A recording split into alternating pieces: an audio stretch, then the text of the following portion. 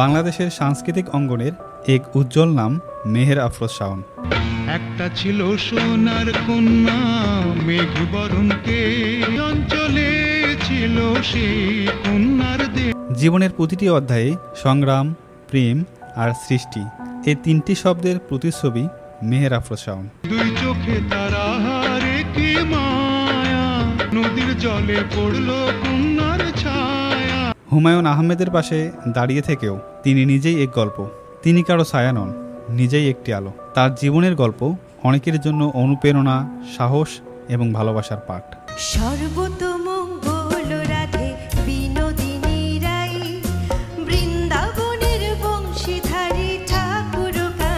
আজ আমরা জানব মেহের আফরোজ শাওনের জীবনের গল্প, ক্যারিয়ার, প্রেম, সাফল্য এবং শিল্প জগতের অবদান।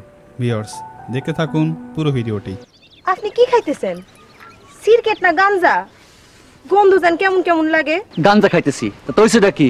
নিজের পয়সায় কিনা খাইতেছি, তোর বাপের পয়সায় না।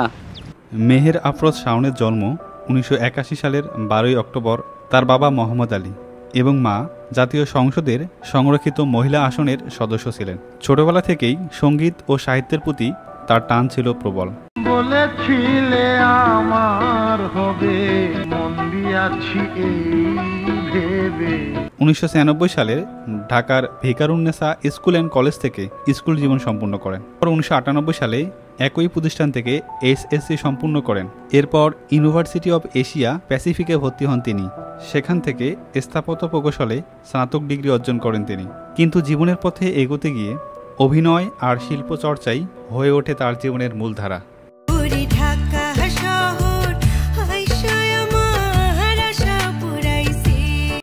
90-এর দশকে মাত্র 13 বছর বয়সে টেলিভিশনের পর্দায় আত্মপ্রকাশ করেন। তিনি জনপ্রিয় শিশু নাটক নক্ষত্রের রাতে অভিনয়ের মাধ্যমে আলোচনায় আসেন। এরপর আজ রবিবার, আয়নাঘর, নীলচুড়ি, জ্যোৎস্না বিহার, শ্রাবণ মেঘের দিন, উড়ে যায় বকপক্ষী সহ বহু নাটকে তিনি অভিনয় করেন। শুধু অভিনয় নয়, গানেও ছিল তার সমান দক্ষতা।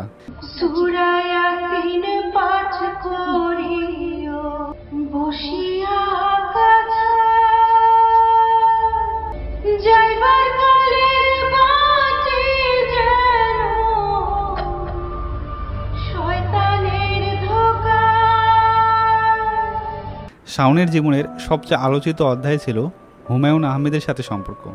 প্রথমে গুরু শিষ্য, পরে বন্ধুত্ব, তার পরবর্তীতে জীবনসঙ্গী।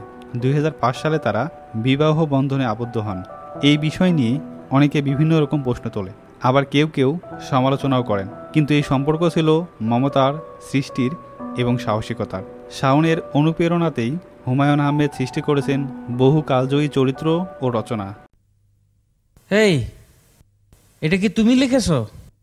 যে না, আমি তো লেখাপড়াই জানি না। গাঞ্জা খাই কুল পাই না, লেখাপড়া করবো কোন সময়? হুমায়ুন আহমেদের শেষ দিনগুলোতে শাওন ছিলেন তার পাশে ছায়ার মতো। হুমায়ুন আহমেদের মৃত্যুর পর সাহিত্য ও স্মৃতিকে ধরে রাখার কঠিন দায়িত্ব এসে পড়ে শাওনের কাঁধে। ব্যক্তিগত জীবনে 2 ছেলে সন্তান নিয়ে সংসার সামলানো এবং একই সঙ্গে সাহিত্যের ঐতিহ্য রক্ষা করা তার জন্য ছিল এক বিশাল চ্যালেঞ্জ। এই সময়ে তিনি নিজেকে শুধু হুমায়ুন আহমেদের স্ত্রী নয়, বরং আলাদা একটি পরিচয়ে নিজেকে তুলে ধরেন।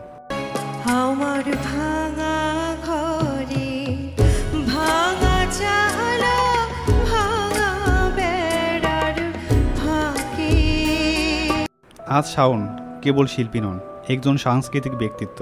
সমাজ, সংস্কৃতি ও নারী অধিকার নিয়ে সোচ্চার একটি প্রজন্মকে হুমায়ুন আহমেদের পরবর্তী অধ্যায়ে পৌঁছে দেওয়ার জন্য তার অবদান অনেক।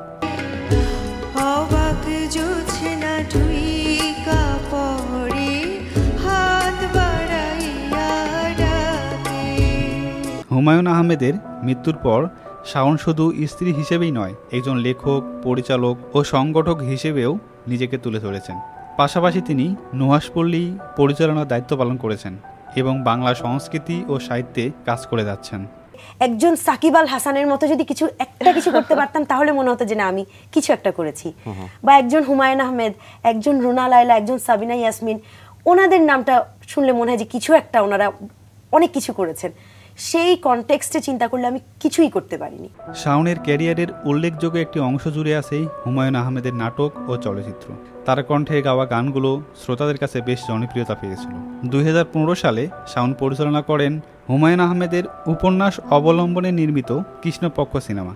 এই সিনেমা দর্শকপ্রিয়তা পায় এবং প্রমাণ করে তিনি একজন দক্ষ নির্মাতা। পাশাপাশি লেখালেখিতেও তার অবদান চোখে পড়ার মতো। তিনি কলাম লিখেন, সামাজিক যোগাযোগ মাধ্যমে গঠনমূলক চিন্তা প্রকাশ করেন। কালো মানিক হাত পেতেছে চাঁদ ধরিতে চায়, বামুন কি আর হাত বাড়ালে চাঁদের দেখা পায়। মেহের আফরোজ শাওন একজন সংগ্রামী নারী, এক অনুপ্রেরণা। জীবনের প্রতিটি অধ্যায়ে তিনি প্রমাণ করেছেন তার প্রতিভা, ভালোবাসা ও দায়িত্ববোধ। এমন মানুষেরা আমাদের সমাজের গর্ব। আপনি যদি তার কাজ পছন্দ করেন, ভিডিওটি শেয়ার করুন এবং মন্তব্য করতে ভুলবেন না।